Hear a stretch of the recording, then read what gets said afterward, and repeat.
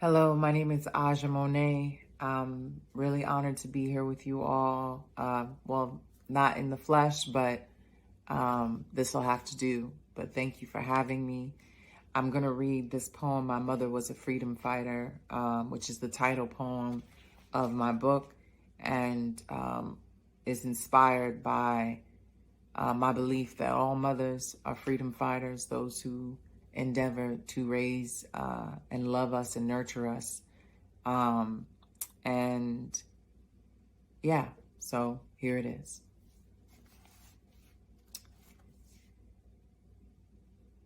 She testifies a night song on the woolly back of a mammoth, shadow boxing rivulets, a mother's cowl falls to her feet, a fist in the pouch of honey-hipped Negra hills towering over the country.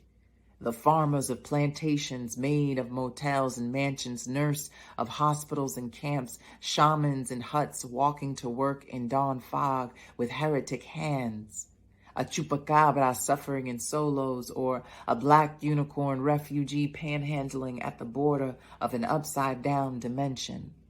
Beguiled by bars bearing the burden of crimes of love, cold sweat, gloom, despair, almonds, denied a passport to mercy, a citadel of judgment.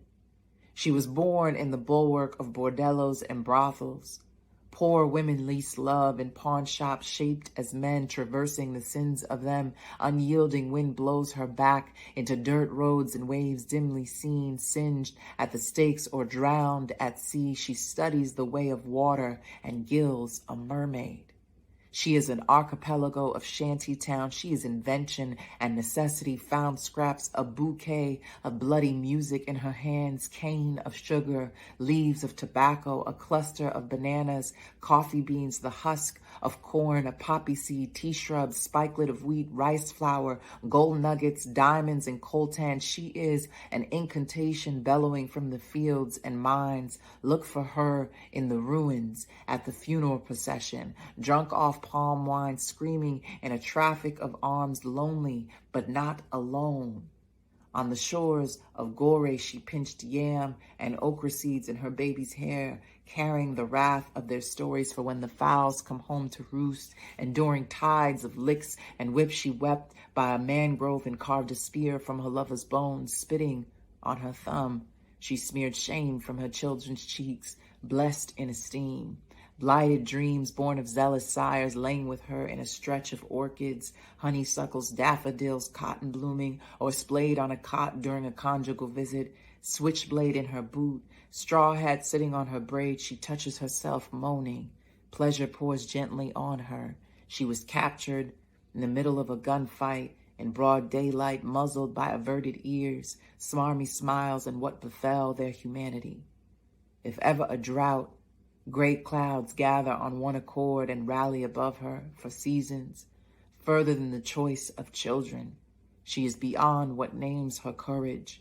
She arrived, quarreled by instinct, a petition for presence. It was a woman who nannied neglect in maroon parishes, hooting and hollering.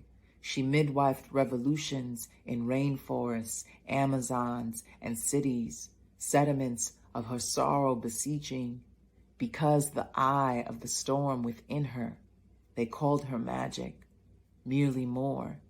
She was a freedom fighter, and she taught us how to fight. Thank you. First and foremost, I want to welcome you and thank you for attending this year's National Immigrant Integration Conference. I wish we could all be together in person, but I do appreciate the chance to join you just for a few moments virtually in community. You are immigration advocates, service providers, and community builders. You've convened today because we have to take a moment to celebrate this collective, which knew from the very beginning and has labored in love every day to ensure that this country protect the dignity and humanity of our immigrant neighbors. Together, we have stood up against an immigration system that worked to target our dreamers and TPS holders, criminalized immigrant families in our communities, and tore families apart from the southern border all the way into our own communities. If the last 4 years have felt like we have been forced to drink from a fire hose of assault and insult, you are certainly not alone. But it has been inspiring in the midst of all of that to see that with each and every battle, partners and advocates, just like each and every one of you, have stood in the gap, standing up and pushing back against the cruelty and callousness of the current and soon to be former administration. We are committed to the truth that immigrants make our community stronger. Now, there are fights that lie ahead, but I remain hopeful and resolved that together we will make progress in the fight towards a more just and equitable nation. As a Congresswoman for the Massachusetts 7th District, I represent more than 250,000 foreign-born residents. This means we will need to work together to ensure that any pandemic relief is inclusive and does not leave any family behind, regardless of their immigration status. The pandemic has not discriminated, and therefore the relief should not. With this new administration, we have an opportunity to legislate our values, to ensure that DACA, TPS, and DPS holders have a pathway to citizenship, and that we build a compassionate immigration system, one that centers the dignity and humanity of immigrants rather than demonizing them. I look forward to working with all of you to make this a reality. And I wish you all an amazing conference. And I thank you for the opportunity to say a few words, but most of all, to express my immense gratitude for each and every one of you. Greetings, everyone. Thank you, Aja Monet and Representative Presley, for sharing your powerful energy. Thanks to NPNA and the national and regional partners for your hard work on this historic NIIC event. And a shout out to all of our immigrant rights and racial justice comrades who have joined us for this year's NIIC. My name is Nana Gyamfi, and I'm the Executive Director of the Black Alliance for Just Immigration, also known as BAJI. Thank you so much for joining us for the signature NIIC 2020 Mainstage conversation, Black Resilience and Resistance Beyond Solidarity. Before we begin, a few housekeeping notes. We are not going to have time for any questions today, but we do want this to be interactive. So if you hear anything that resonates with you, or if you have some comments or reflections to add to what you're hearing this afternoon, please share. Of course, if you have questions, you can put them in the chat as well, and we'll get back to you offline. I'm thrilled to be a part of today's conversation, joined by a fabulous multi-generational group of Black immigrant rights and racial justice organizers and advocates and leaders. Absolutely delighted to begin this discussion with my sister, my compa, and Shiro, Kika Matos, Vice President of Initiatives with the Vera Institute. Welcome, Kika. Thank you so much, Nana, and it brings me a lot of joy to be here with you and my colleagues this afternoon. As Black folks working in the immigrant rights movement for a while now, we've been talking about immigration as a racial justice issue long before this moment.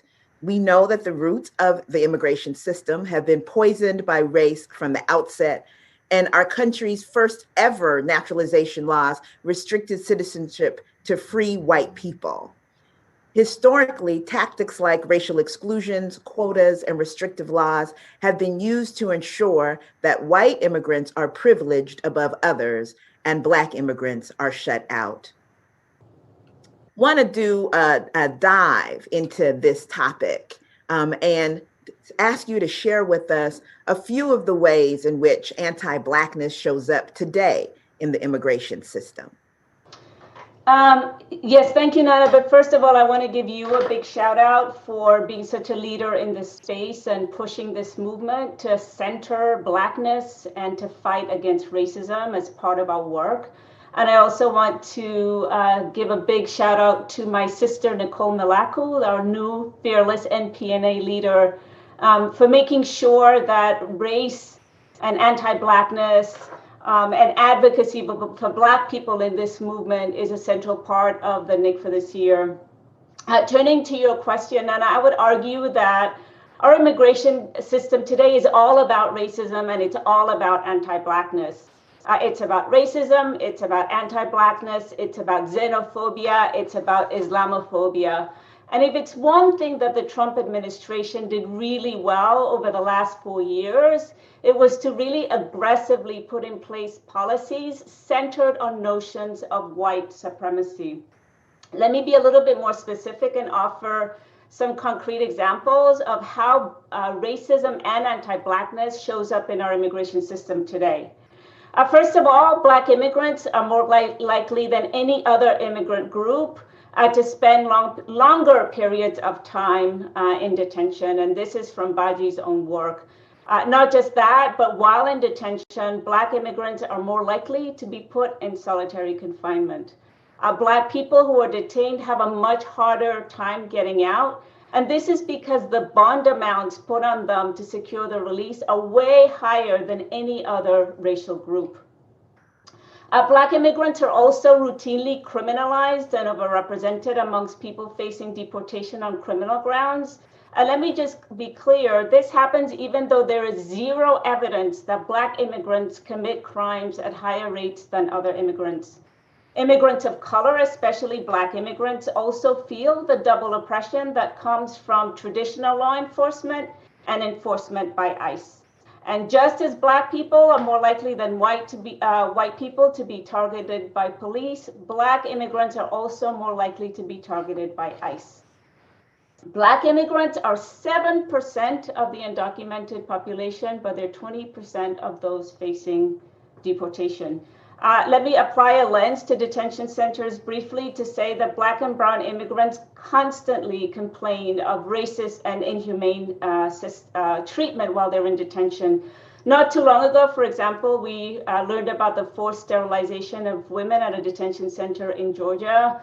It comes as no surprise to us that most of the women who were victimized were both Black and Latine.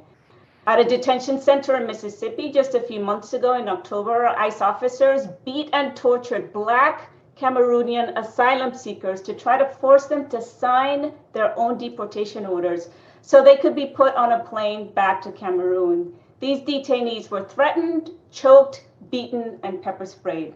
Outside of detention centers, there are heartbreaking stories of racism, anti-Blackness in our communities, and we hear about these every single day. And I just want to lift one up as an example because this video went viral, and it was of this African-American man going for a jog in Boston, and he got pulled over and harassed by ICE. And because he videotaped it, this incident got some national and international attention.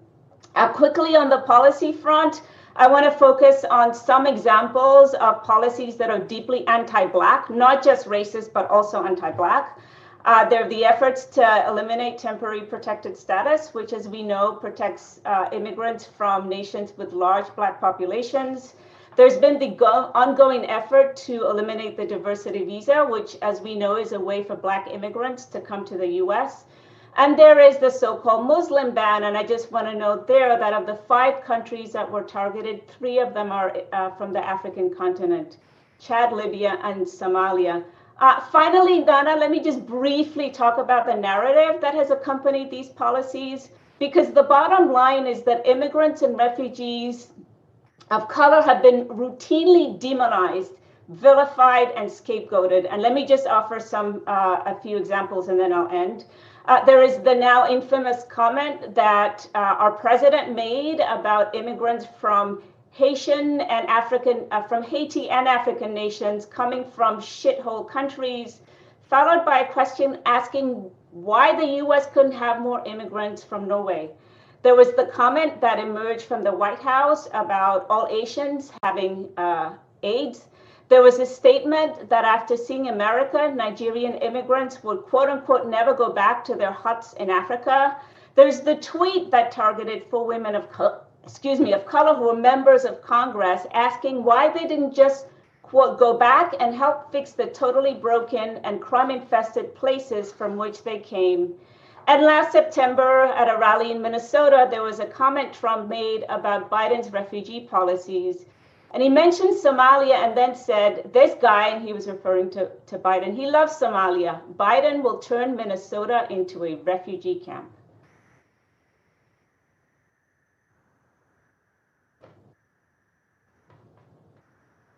Anand, I think you're on mute. I got it. Yes, yes. The recall of all of the things that show the anti-Blackness in particular that has happened and continues to happen with immigration policy. Thank you for that, Kika. I want to move in a direction that may be uncomfortable for some, but I want to talk about anti-Blackness in the immigrant rights movement itself. In this moment of reckoning, movements have the opportunity and the obligation to revision and rebuild so that we can be more inclusive, cross movement, and effective in bringing about systemic change. Far too often, what we've seen is our movement paying lip service to issues of race and anti-Blackness instead of digging in and digging deep. It's easier to call out institutions than it is to call out people. And what that means is that those of us in this movement who are Black often bear the burden of institutional and personal racism as we do this work. In this moment of reckoning, how do we rebuild or build beyond solidarity to be more inclusive, intersectional, and effective in bringing about the world we want to move in? We're talking about not just the political, as you've just described, but our personal experiences and what it means for this movement to be really about racial justice. So I really want to thank you for asking this question. And as much as it pains me to go there, I think we as a movement need to go there. And we need to have this courageous conversation, which in my mind has been long overdue. So let's roll up our sleeves and start having this courageous conversation. And I want to start by actually referencing an NPNA tweet that came out a few days ago. Let me quote it. It said, "Black immigrants have been denied a seat at the table where key decisions on immigration policy are being made. That ends now." And the "now" was an exclamation, was capital letters and exclamation. I would totally agree with this statement, but I would want to add that in order for this to end now, we have to stop to look at the ways that racism and anti-Blackness show up in our space. So just as I dug into the policies of anti-Blackness and racism in the administration, I want to dig deep and take a look at how we are doing in this space. And I want to offer some really concrete examples. And these are examples of the ways that both racism and anti-Blackness show up in our movement, the immigrant rights movement. Few examples just to get us started. In the 2013-2014 legislative fight at the federal level to support immigration reform, advocates at the national level rejected efforts to publicly call out the deep racism that permeated the debate amongst members of Congress. We were told to, for example, ignore the comments that Congressman Steve King made about Dreamers. Let me just be very specific. He said that Dreamers, some of them were drug dealers who had quote unquote calves the size of cantaloupes because they're hauling 75 pounds of marijuana across the desert. Why were we to be quiet about this? Because it would harm our efforts to move legislation forward. And we didn't want to alienate conservative legislators. When civil rights organizations in this very same fight, 2013-2014, heard that there were efforts to eliminate the diversity visa, they came to us to ask us to really hold the line and fight with them. And I'm sorry to say that far too many people in our movement either ignored this plea or we turned our backs on civil rights leaders. Why? Because there was a fear that this again would jettison the bill. In the 2016 fight for DACA, one prominent policy advocate in DC suggested at a meeting at the national level of national advocates that we should minimize the number of legislative visits to conservative legislators by documented people of color. Why? Because their views would not pack the same punch as those of white folks, and the sight of brown and Black people might be off-putting to some of these white legislators. And in our more recent efforts to lift up the voices of Black immigrants and advocate for racial justice, what is it that we hear? What we usually hear is a look, we're with you, sister, but, Black immigrants are a really small portion of the broader population that we're fighting for. And so, we really shouldn't over-concern ourselves with Black issues. In the aftermath of George Floyd's murder and the summer of resiliency and the summer of resistance, some immigrant right groups, they did the right thing by putting out statements of solidarity with Black Lives Matter, and they pledged to fight for racial justice. But what broke my heart and filled me with rage, quite frankly, is that many of these statements made no mention of Black immigrants. They made no mention of Black immigrants. They made no mention of the racism and anti-Blackness that infects the immigrant rights system. And there was no mention of the racism and anti-Blackness that permeates this movement. These statements mostly referenced racism and anti-Blackness in allyship, so in the context of allyship. And it was almost as though racism and anti-Blackness are just not a part of our own struggles in the immigrant justice space, and we know that not to be true. Let me make just a few more additional and really painful observations, and then I promise I'll stop. The first is that there is very little Black leadership in the immigrant rights movement. Outside of Baji and Andaki Black, there are only a handful of Black leaders in this space. That has to change. There is also the dynamic that NPNA really flagged in that tweet that I want to lift up, and that's of Black people not having a seat at the table. Far too often, Black and brown people are the ones who are expected to put our bodies on the line. We're expected to be the organizers, we're expected to be the ones rallying the base, and we're expected to be the ones protesting on the streets, while those negotiating in the halls of power are disproportionately white. Not just that, but those who lead these high stakes negotiations often do that without representing either a base or a constituency. I can think of way too many instances where some of these folks actually push for policies that immigrants themselves didn't even support. The very idea of speaking with impacted communities or grassroots organizations representing a base is often a foreign concept. The sad truth, Nana, and I'm really gonna be completely honest here, is that people who look like you and me are not expected to be the ones sitting at those tables. Not only do we not get invited, but we're not welcome in these spaces. In this movement, Black people are far too often pushed to the margins, and that has to stop, all of it. This needs to change, and it needs to change now, starting today. We have to have the courage to call out racism in this movement and racists in this movement. And we must do so with a sense of outrage, the same sense of outrage that we have directed towards Stephen Miller and Donald Trump. We have to have the moral courage to take political risks on policy issues where racism and anti-Blackness show up. We have to be as fierce in supporting calls to dismantle and defund policing systems as we are in calling for an end to ICE. Folks, we have to take a long, hard look at ourselves and our institutions. And then we need to go about the business of rooting out both racism and anti-Blackness. We have to commit to supporting the Black immigrant agenda that's being advanced by Baji, Andaki Black, and other Black immigrant groups. And we must be willing to call each other out when we see racism showing up in our spaces, even if that person who's being racist is a friend or an ally. Moving forward, I want to call on all of us to unapologetically lift up the struggles of Black immigrants and center Blackness in the movement. Let us fight for freedom in the spirit of solidarity, mutual respect, and equality. In the words of Lila Watson, if you've come to help me, you are wasting your time. But if you recognize that your liberation and mine are bound up together, we can walk together. Thank you so very much for that, for those truths, painful and uplifting. Thank you so very much, Kika. We will talk more with you in a bit, but now I'm so glad to be joined by our fantastic panelists.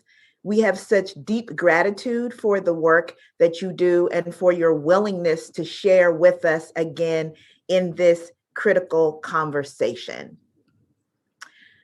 Pleased to be joined by Laura Martin, the Executive Director of Progressive Leadership Alliance of Nevada, Mustafa Jumale, co-founder of Black Immigrant Collective, Ola Osaze, Executive Director of the Black LGBTQIA+ Migrant Project, Fatou Seydi Sarr, founder of African Bureau for Immigration and Social Affairs. Welcome, everyone. Laura, earlier, Kika and I talked about the reluctance of many in the immigrant rights movement to see immigration as a racial justice issue and to connect anti-Blackness to the root of immigration policy. How do you see these connections? And how does that show up in your work? Well, thank you, Nana, and thank you, Kika, for really setting us on a path of, radical truth. And I think it's very important that we're having this conversation, and really thankful to the NPNA leadership for providing this space. Like you said, my name is Laura Martin. I am welcoming you to fabulous Las Vegas for my computer screen. I wish we could be all together, but I know that we will be very soon. I appreciate that question, the connection between immigrant rights and racial justice, and how it shows up in our work. And I think that we have to understand that racial justice is immigrant rights is racial justice. But we can't successfully repair or build anew our country's immigration system if we're blind to the role that institutional racism plays in it. Kika very, plainly laid out that, in our immigration laws is written that very racism, hello Chinese Exclusion Act, it's very clear. It's underscored by some of those attacks from our outgoing lame duck president on Muslim countries or S-hole countries. And it shows up in the data that Baji and UndocuBlack and other organizations have provided that shows that Black undocumented immigrants are a small percentage of the overall undocumented community, but are vastly overrepresented in detention centers. We cannot separate immigration enforcement from the over-policing, over-surveillance, and over-criminalization of communities of color and non-white bodies. Abolish ICE or divesting from police, campaigns that are led mostly in part by Black women, many of whom are immigrants themselves or first generation, is about re-envisioning what safety looks like for our communities on our terms, and moving away from an extractive, punitive governance to a caring community where all of us are free to thrive with dignity. And our fight for racial justice and immigrant justice has to show up in the way we push the Biden administration to free our people from cages and keep families together. We cannot leave undocumented friends, neighbors, relatives behind just because they have criminal records, knowing that people of color especially are targeted because of their skin or their underserved communities or over-policed. Or many people, these crimes are a means of survival. I mean, look at the state I live in, Nevada. Our state has been paying some of our bills, a means of our survival, with money based off of selling weed. So we punish somebody for doing the same. And so we have to remember that someone being accused of a crime is not necessarily a barrier that they need to face on their way to becoming a US citizen.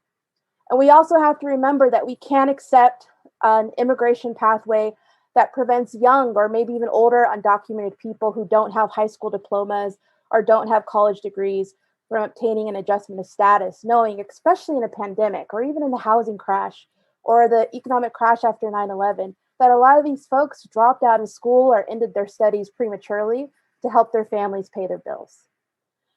We know that the path toward liberation requires us to engage in solidarity with each other and learn together to fight off all of these wedge issues that are created. Wedge issues like, I'm sure you've all heard, they're taking our jobs, they want to make our communities less safe, they only think their lives matter, things like that only seek to drive us apart and weaken our movements.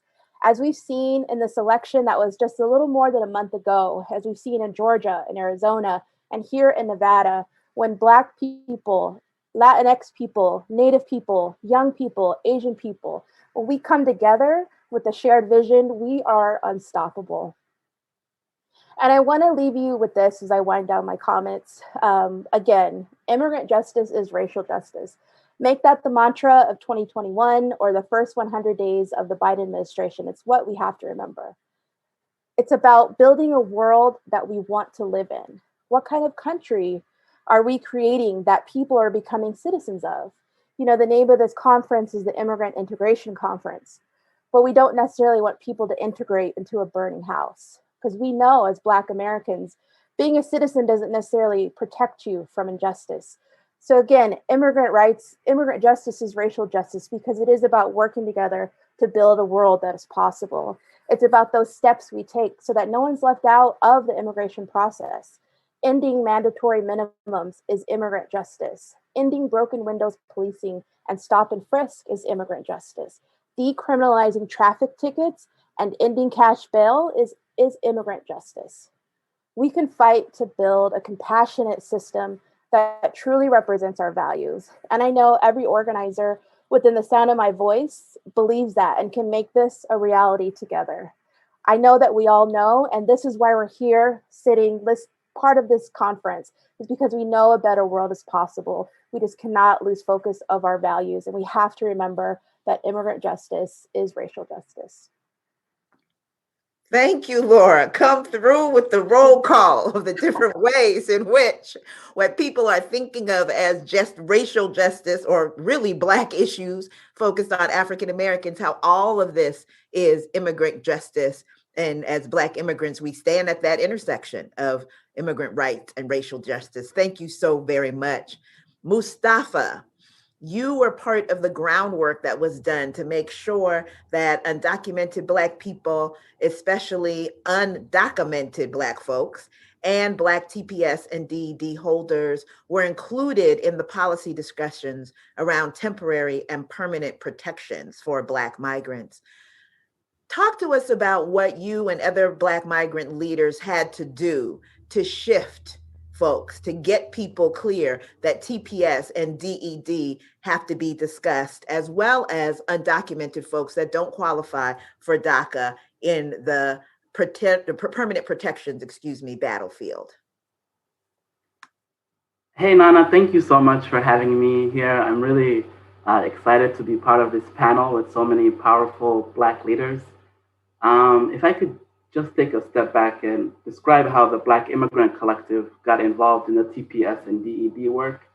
We found ourselves right after the Trump administration came into power that a lot of our community members in Minnesota were being attacked. So we have a very large West African population.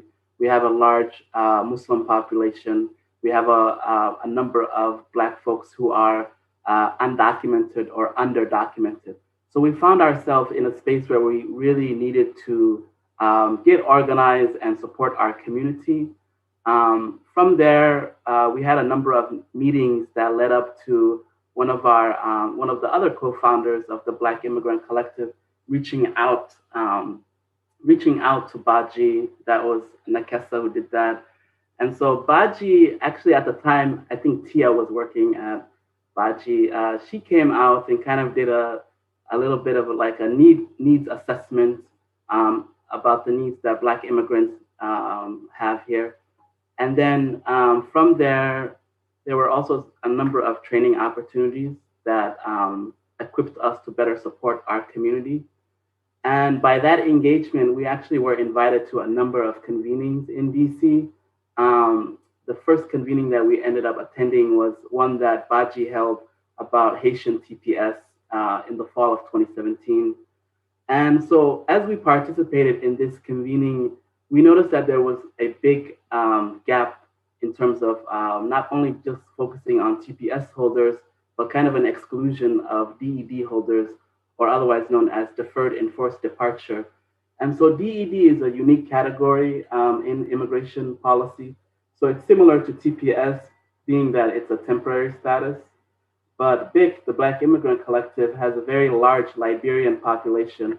So for us, we were very much invested in making sure that we uplifted DED in DC. So from there, we ended up getting more and more invites to DC to do advocacy, to join different convenings. And we just kept bringing up DED as an issue.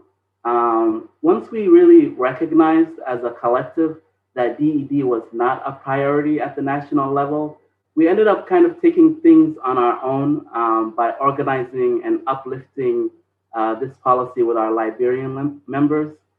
And we did this by doing advocacy, communication, and organizing work. We worked with many different Liberian women and activists who have been working on DED for the past 20 so years. And really the DED movement in Minnesota in particular has been led by mainly Liberian women. And so through that advocacy, we ended up joining different advocacy spaces and policy tables and really bringing it up. And so the national immigration movement, we have to really call them out for not only excluding DED holders, but also TPS holders, Black TPS holders in many different spaces. I think ultimately DED was included in the Dream and Promise Act only because of the work that Black organizers and activists ended up doing. We had to go to convenings, many different convenings that we particularly did not feel welcomed in, and call out anti-Blackness and the problematic nature of just really focusing on only one community, being the Latinx community. And so there were like a couple of different things that we ended up learning that, a lot of the work that we ended up doing was not funded. We oftentimes had to use our own resources. Of course, we got support from different Black-led organizations that ended up, paying different fees and whatnot to help us continue this fight. But we really ended up, carving out our own space, right? Like pushing for our narratives to be heard. I don't think that we would be, in the place that we are today by remaining silent.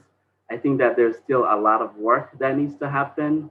And really without centering Black TPS holders and undocumented folks and DED holders, I don't see a way for us that will achieve like progressive immigration reform.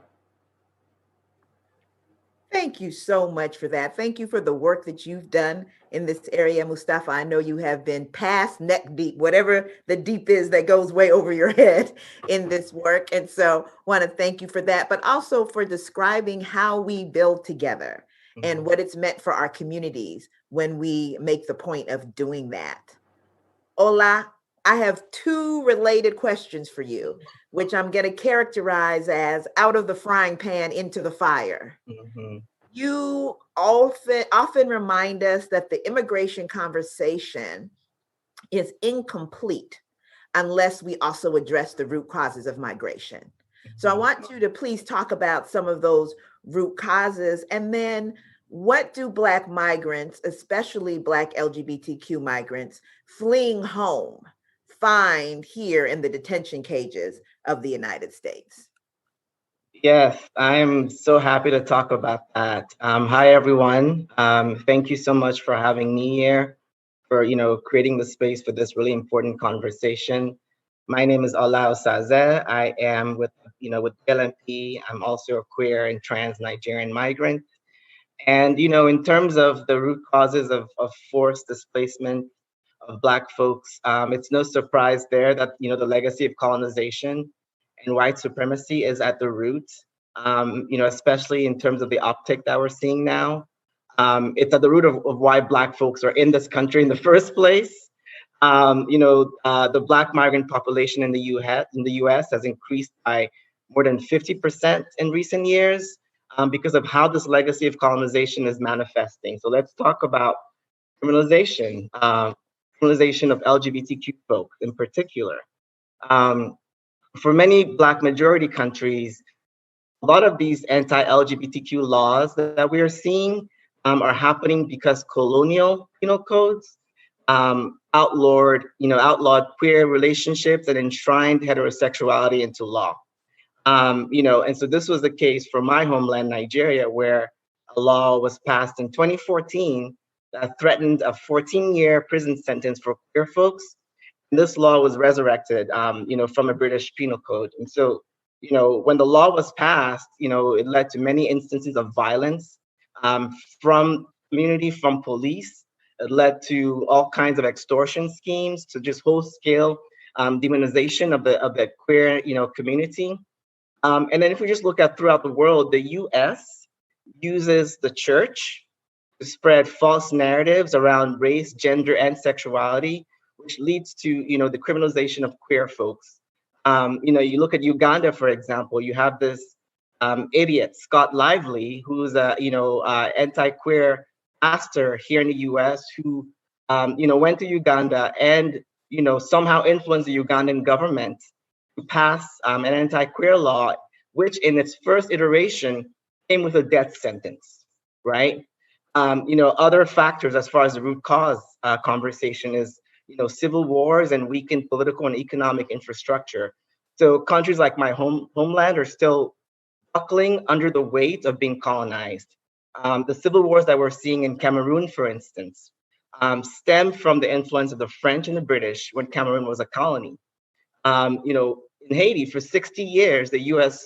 refused to acknowledge Haiti's independence because the government there feared a slave rebellion here in the U.S. And wanted to appropriate the agricultural economy. And so the U.S. seized control of banks and installed dictators. If you look at, throughout the African continent, America, has an initiative called Africa Command, or AFRICOM, which means that it has 50 military bases throughout the continent, 2,000 members of U.S. Special Forces and military personnel taking hundreds of missions in 21 countries on the African continent. So the U.S. intervention, the U.S. military brings political instability, brings economic violence, which goes on for generations, and that forces us to leave. Let's talk about climate change and corporate greed, right? Or capitalism. You only need to look at countries like Honduras to get a clearer sense of this, right? So you have generations of Black communities, Garifuna people, living in the coastal areas of Honduras, and they're being displaced, not only by the worsening hurricane season, but also by US and foreign companies that are snatching up their land to develop property, predominantly for white tourists and expats. This is the case throughout the Caribbean, where countries have economies based on tourism, right? And so, you couple climate change, worsening climate change with corporate greed, and then you have entire communities without housing, without ways to feed their families. So then what happens when we get here? So we're in a situation where Trump has created decades-long private prison contracts, more than 400 executive actions on immigration, a record immigration court backlog of more than 1.2 million cases, and asylum denial rates as high as 70%.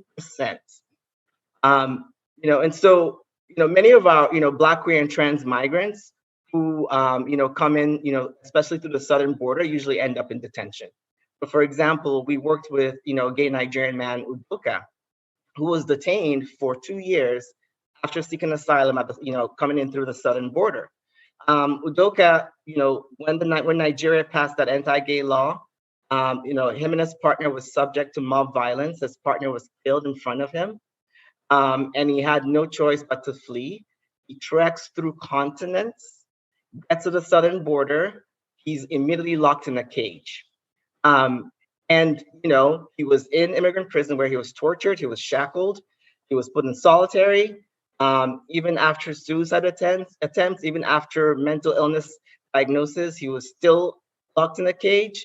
It took a village to get Udoka out. Similarly with Zaza, a Jamaican trans woman who experienced all kinds of violence in Jamaica because she's trans, gets to the US, to the southern border, is put in a cage. She is detained for 3,559 days. That's almost 10 years. She is probably the longest detained trans migrant in the US. And of course, she's a Black woman, right? And so, you look at the situations like Udoka and Zaza, they're so illustrative of what Black migrants, queer and trans Black migrants in particular, experience in detention. They were put in solitary. They was subject to all kinds of atrocities while detained. In Zaza's case, she had a criminal conviction, so her case was harder to fight. We were able to get her released after 2 years, just last month.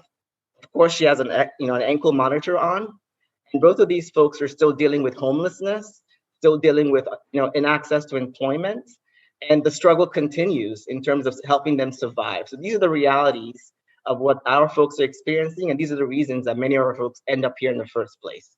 And I'll stop there.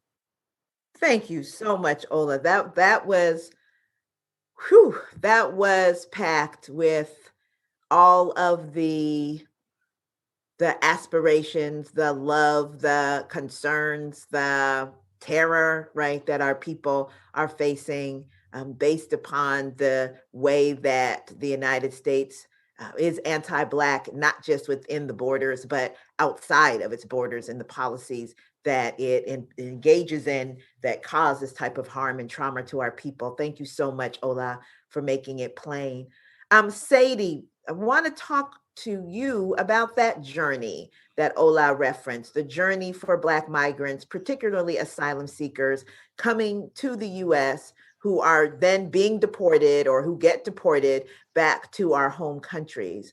Too many people still don't know what Black asylum seekers go through to get to the United States through its southern and northern borders. So can you tell us about their journey, about what happens when Black migrants are deported after risking it all? And let us know. I don't want to cut you off in time, but I know that's a lot that I'm asking you to do in a short period of time, so forgive me. No problem. Thank you very much for having us. Thank you, Ola. Thank you, Mustafa. Kika. Laura, thank you guys for setting this stage. The journey, just imagine, right? Last summer, I'm going to take it a little bit back. So last summer, I'm here in Detroit, Michigan, and we receive a call, right? We receive a call that there is a young family from Congo who is in need of help. So they called our hotline because we were doing mutual aid.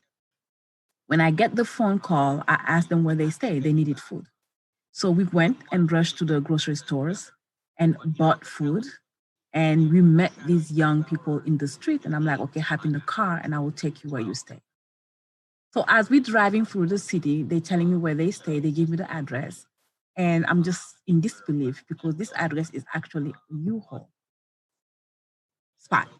So I drive them to the U-Haul spot, and we came out in front of the U-Haul spot. There is a school, and they asked for us to drop the groceries in the schoolyard. And I'm like, what's going on? So what's going on is that they were in detention in the southern border. The oldest one was 21. His sister was 19. The other sister was 17, and he had a 2-year-old daughter with him. So when they come to the border, they got detained, and because of their age, the girls got released first, and they didn't have nowhere to stay. They waited for him to be released. They know that there is Freedom House in Michigan, so they find a way for donation to make up to Freedom House. They made it to Michigan. We are in the middle of the pandemic. Freedom House have new rules. They have to wait for beds to be ready for them. It's 4 of them, and they needed to take a COVID test. In the meantime, they're in the street, and somebody helped them stay in this U-Haul. And the person who stayed and helped them stay in the U-Haul would allow them to go in one of the boxes at night, to spend the night in there. And early in the morning, not to be in trouble, he would let them go. So they will roam around the city for the whole day, trying to find food, and so on and so forth.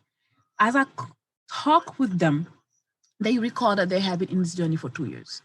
So they had left Congo in 2018. And I said, so how did you make it to Tijuana?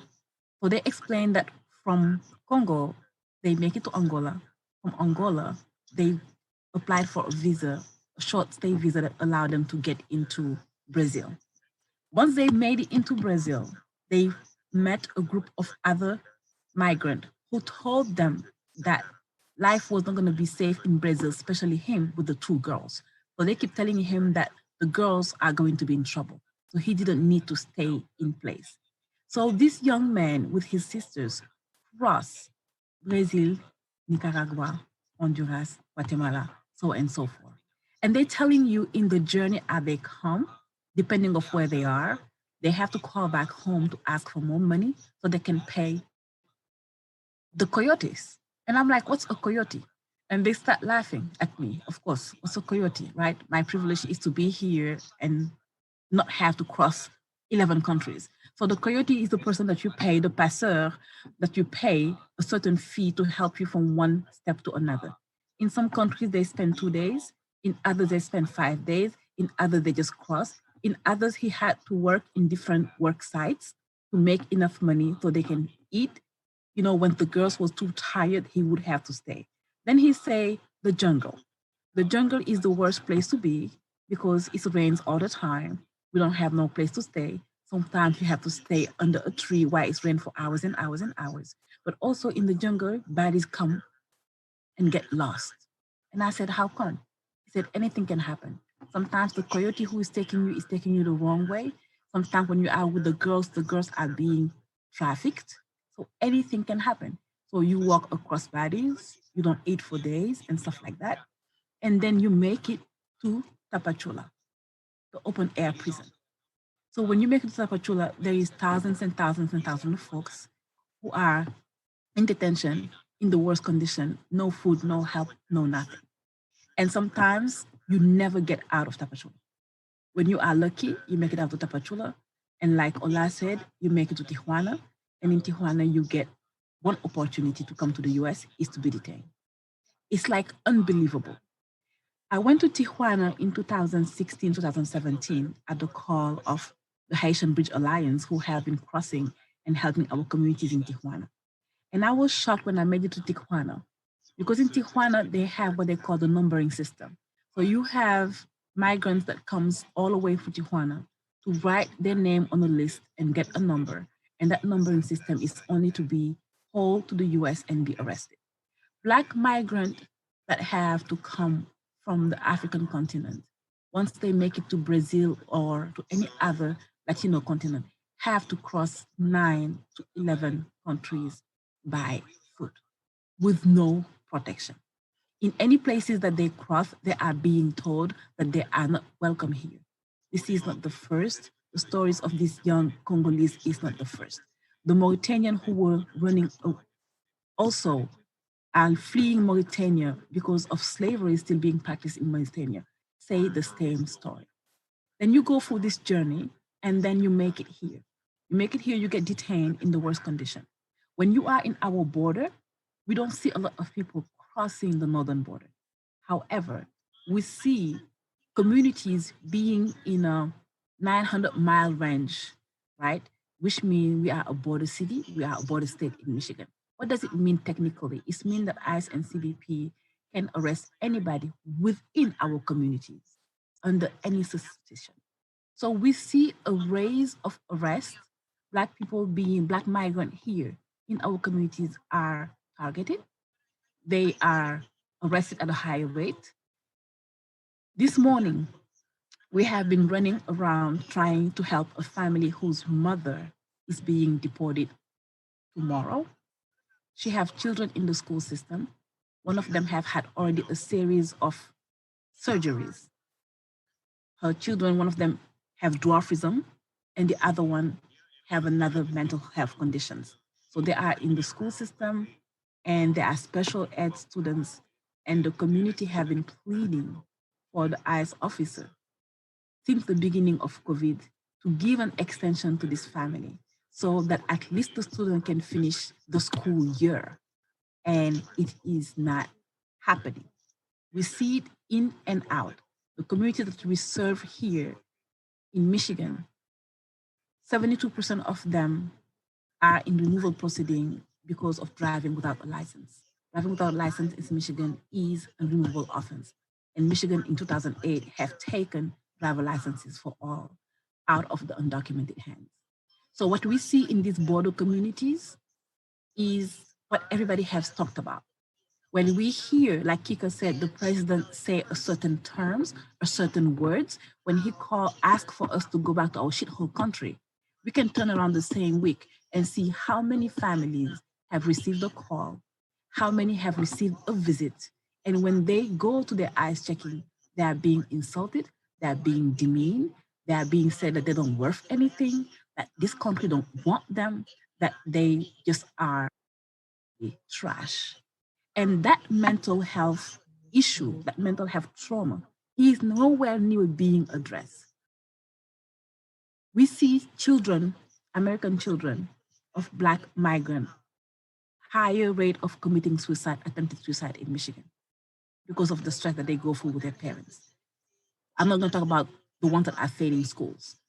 I'm not talking about the ones that are left here because their parents decided to run away and leave them here, and now they are in the street. So we see a huge amount uptick in homelessness, in mental health issues, school problems, and so on and so forth because of the condition within that our community is being treated. We always talk about, right, the invisibility of Black folks and what does it look like. Being invisible as a Black immigrant means that everything that we have talked about, everything that this system have set against Black American people hits you the same, if it is not worse because of the condition of your status, right? We also see the fact that bail funds, right, are higher when it comes to Black migrants. We have been seeing bail fund being 5,000, 6,000, 7,000, 10,000 for other community. When you talk about Black migrants, you see 15, 17, 12,000, 30,000, 50,000. And that's why we were so compelled to create the Black Immigrant Bail Fund that allow us, to try to help our people out of detention. And it was a lot about trying to fit in this little time. Thank you. I know it was. Thank you so very much, Sadie. You did it beautifully. Really appreciate you because it's important.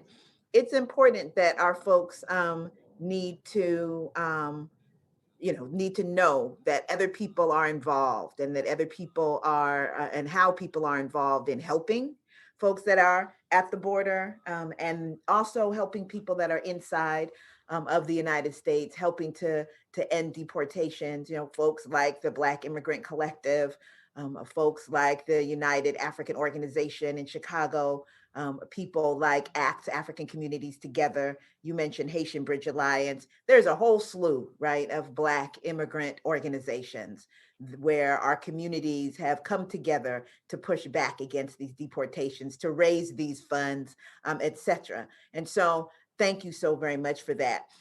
I'm going to go to each of you. I'm going to ask a question and I'm going to ask you to give us a response in like 2 minutes or less.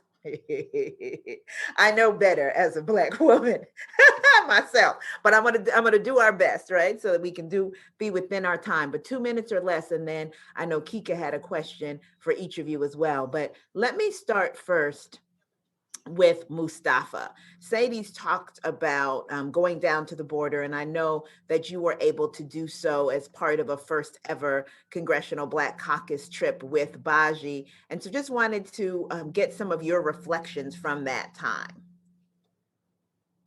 I thank you for that question. I think it's very important. It was probably the worst thing I've ever seen in my life and the most tragic stories I've ever heard in my life. We met a number of Black immigrants, I want to say at least 30 of them, who are trying to seek asylum in the US, in Tijuana. We heard the harrowing stories of them fleeing Central Africa, fleeing violence of all sorts, be it political, gender-based violence, fleeing because they're queer, and then having to make this crazy journey through South America and then eventually end up in Tijuana. And so I'm glad that we were able to take members of the Congressional Black Caucus there. It's a real shame that our country continues to not provide any resources for those folks. Those folks are facing a lot of different things, but in particular, they're facing xenophobia and racism on the US side, as well as in Mexico. There are challenges.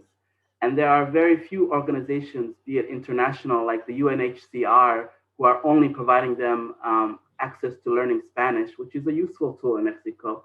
But no one's actually, aside from a few organizations like Baji, BLMP, and others, is actually providing real resources to those folks. So I think it's an issue that was kind of hot last fall and has kind of dropped off the radar that we have to really re-energize folks around. Absolutely. Thank you. Thank you for that. And it was wonderful to have the opportunity to show Representative Bass, Representative Lee, Representative Clark, Representative Vargas what was happening.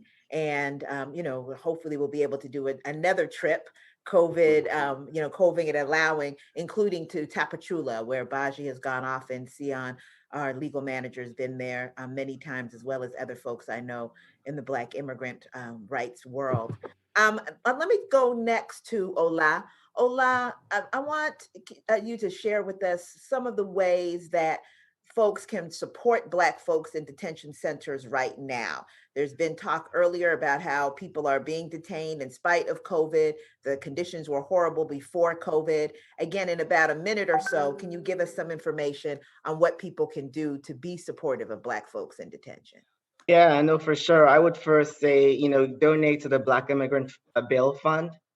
As folks have mentioned earlier, Black migrants tend to have the highest bond amounts. I mean, we're talking $30,000, $40,000, $50,000. Where are people supposed to get this money? Initiatives like the Black Immigrant Bail Fund is, helping to raise money and cover a bond. For Black migrants, I would also say donate to the various mutual aid efforts that organizations like BLMP, Baji, Undocu Black, and other Black migrant organizations are spearheading. For BLMP, the mutual aid fund we have, goes towards people's commissary. It goes towards people's legal expenses. It goes towards, post-detention housing and other kinds of post-detention needs. There's nothing available from the government for this particular community. And so we have to be the ones that dredge up that support, and it's life-saving support. I would say, donate to these funds. I would also say, and this is to the broader immigrant rights movement, learn how to really center the organizing of Black migrant and Black immigrant leaders.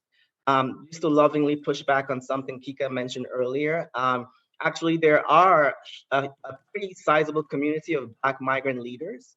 In the US, there's spaces in which we come together as a Black migrant space. We have the Black Migrant Working Group, and we are representing millions of people, literally, in so many different communities across the country. So I would say to the immigrant rights sector, learn how to center these voices, center the leadership, center the organizing. Don't tokenize, don't try to take up space, don't try to claim that you're doing the work when you're not. Step back and learn how to center this community. So I'm going to stop there. There's more, but I'll stop there. Thank you, Ola. There'll be some chance to add some to that perhaps before we're done. Thank you so very much. And Sadie, Ola brought up the bail fund. Can you talk to folks a little bit more about that? Again, in about the next minute, why that was started, who's involved, and what people can do to contribute. So the bail fund was started because Gerlene and I got tired of the midnight calls, and we got tired of begging. We had a couple of cases that was very hard, and we had reached out to other bail fund that we know has money. And we have found out throughout the 2 years following this year that when we reach out to the people who have the money that are raising a lot of money for bail, that our Black people was not prioritized. And it was heartbreaking to go over stories and stories and stories, to talk to parents, to set everything up and just need the money and to put in a request. And then by the time you receive an email response, that person has been deported. So we decided to take it on our own hands. So June 10th, Gerlene at HBA and Sadisa at Abisa, we sat at one night and we set it up. We set up the bail fund, we created it, we worked all night. In the morning, she went and did the necessary paperwork. And here we are. In Juneteenth, we launched the Black Immigrant Bail Fund. And to be honest, it's a labor of love. It's a hard one. But we have to prioritize our people. I cannot sit and hear that I have a Haitian transgender woman that needs 6,000 and that is in jail because of domestic violence, and now she is being put in removal condition, when her lawyer is like, if you get her out, we can fight this. They need to be out in order for them to set in their paperwork. They need to be out in order for them to call their parents and say, send me this, send me that, so they can have due process. Right. And in order to offer due process, we need to do this and prioritize our people. And that's what we're doing. Thank you so very much, Sadie. Appreciate that and appreciate that great work that's being done. And then Laura, I'm going to go to you before I go to Kika, and ask you, when we're looking now, you talked about that list of the ways in which racial justice and is immigrant rights. And one of the things I wanted for you to talk about just a little bit, because I think it's something that I hear a lot of dissonance in the immigrant rights movement. They'll talk about uplifting BLM, talk about abolishing ICE, but still there seems to be this inability to understand that means that we need to also be talking about abolish police, local law enforcement, local jails as immigrant rights. Can you talk more about that? And again, I'm sorry, I'm just giving you a minute. No, that's fine. I understand. Yeah, I think that, after 2016, 2018, especially 2020, there is this need to thank Black women. Black women saved us. But what is the point in thanking Black women if you can't stand with us in solidarity for the policy proposals that we need in order to protect our communities and to thrive with dignity? And one of those pieces is understanding that local law enforcement have bulging budgets. And this isn't just, money that comes out of the sky. Their big budgets happen at the loss of health and human services, mental health support. And it also leads to, again, like I said earlier, the over-policing of communities of color, which is an entry point for mass incarceration. It's an entry point to the deportation system. We cannot disconnect local law enforcement from immigration enforcement. They're not necessarily our friends. In many ways, they are working hand in hand with the same people who seek to put us in cages and to put us in cages and deport us back to countries where we left trying to find a better life. And so we really need to take a look at how, on one hand, people can say defund CPB, not $1, but then be offended by defund the police. It's the same sense of we need to reprioritize the country's budget, our local communities' budgets, to really prioritize our livelihoods and our ability to thrive with dignity, and away from this idea that everything has to be punitive. And I think that if you're going to thank Black women, really listen to what we're saying in terms of policy and how we can work together. Thank you so very much, Laura. Absolutely. No one's trying to save democracy. We're trying to get free. We have actual wants and desires that have to do with the material conditions of our people. And abolition is one of them. Thank you so much. So I'm going to kick it now to Kika to ask a question. She has one question, the same question she's asking of each of you. I'm going to call it a rapid fire session. So if we can do it, I'm going to say 30 seconds, knowing that for Black folks, that'll actually be a minute. But let's say 30-second responses. Go ahead, Kika. I know you have a question. Yeah, some texts have been coming in from friends and allies asking how they can show up in this movement to fight for Black justice and Black immigrant justice. So what I want to ask each of you, and that includes you, Nana, you've been very disciplined in moderating, but I want to hear your point of view. If there is one or two things that you want people who are listening now to do to support racial justice and support Black immigrant justice, what would it be? And let's start with you, Nana. So I would say, okay, if I only can pick one thing, my thing would be... One or two, because you're the moderator, you get two. Okay, thank you. So one of them is to make sure that you know what we want as Black people when you're in these rooms that they exclude us from, and that you include having us at the table. So we've had a lot of conversations where we're finding out at the last minute that really important conversations have happened that impact our community directly. And people have looked around the table, seen no Black person, and said, okay, let's begin, and just went. And they know us. They know us. There's too many of us, as Ola points out, for you not to reach out to us. So that would be my one thing. Maybe that's 2 of 1. Thank you. Mustafa, you're next. And you're on mute. I was gonna also say that to include Black immigrants, like Nana just said. But I would say one thing that immigrant rights organizations could do is uplift the advocacy work that Black immigrant rights groups are doing, uplift their fundraising efforts, their deportation defense work. Thank you, Mustafa. Sadie. So, camelbacking on what Mustafa said, right? Not only uplift, but also fund. And if you are going to fund Black immigrant organizations that have been in the trenches and doing the grunt work, please don't ask them, do they have a Department of Finance? Do they have a Department of Com? And do they have the whole bells and whistle waiting? Because really, in the mud, we don't do the bells and whistle. However, because we are in the mud, we don't do the lifting, right? And that's where the community is. And let us just don't use the same system of oppression that have put us out to now say, oh, we cannot really fund you because we don't know if you have the capacity. Well, we have just bailed out 47 people and raised 335K without that department. Don't you think that if you funded us properly, we would do more than that? Or are you really willing to make sure that we can do the work? Or are you going to perpetuate the fact that, like Kika said and Laura said, thanks to Black women, you give them a penny, they do the work for $5. Trying to give them a penny, what are they going to do with the $5 for? They need to feed their family. They need to pay the volunteer who are in this work with them. And they need to be able to use all the resources that are accessible. So make those resources accessible if you are really committed to this racial justice in Black immigrant work. Then make sure that the communities is funded properly. Thank you, Ola.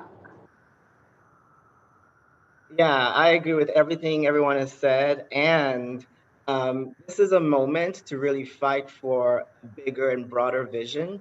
This is not, even though Biden won, this is not a time for us to resort to the same kind of tactics, the same kind of small demands. This is a time to fight for abolition.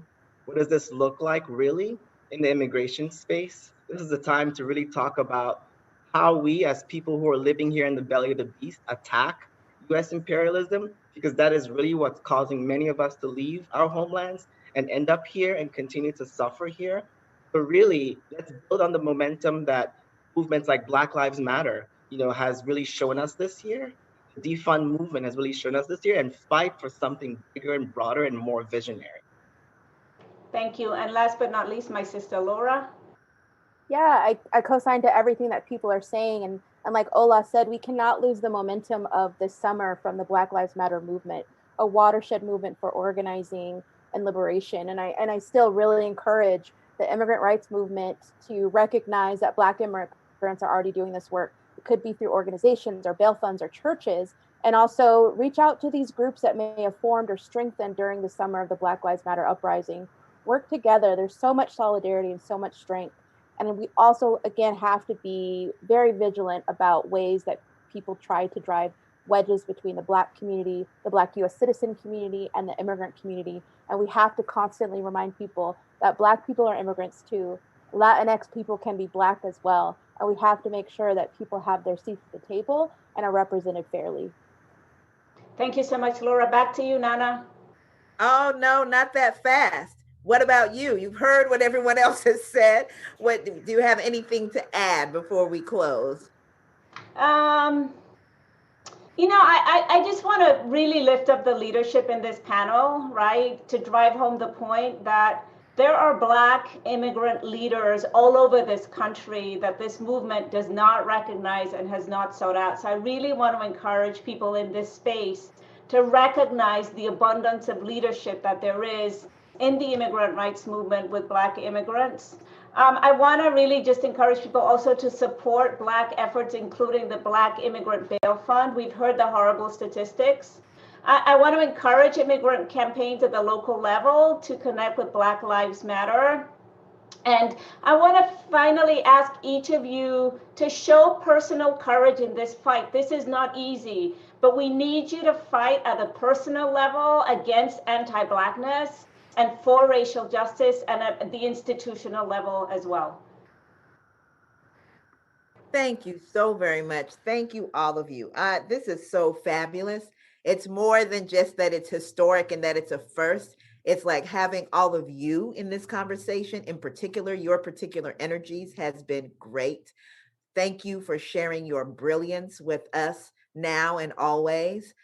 Thanks to all of you who joined, whether it's through NIIC or whether it's through the live stream. And for those of you who have connected with us in the chat, if you want to know more about the work of the folks that you've heard from in this main stage, please look for their information in the program, and we'll be sharing that information as well. If you are Black diaspora, or Afro-descenti, please reach out to us at blacknic.org. That's black, NIIC. Sorry, I'm saying it wrong. blacknic@baji.org. Sorry, blacknic, NIIC@baji.org, to join us for 2 days of talking, laughing, plotting, planning with other Black immigrant rights and racial justice leaders. It's a Black-only safe space, and you can find out more again at blacknic@baji.org. I'm looking forward to seeing you throughout this virtual NIC, where you're going to find plenty of opportunity to connect with more brilliant Blackness. Thanks again to Nicole. Thanks to NPNA for centering Blackness at this year's NIC. Thanks to you, Kika. Thanks to the whole panel. Thanks to everyone behind the scenes, Sadell and Nikessa and all of the folks that help to make this happen. Shout out to our Black Immigrant Working Group fam. Have a great rest of the day. Stay tuned. There's more stuff coming up. Don't go away.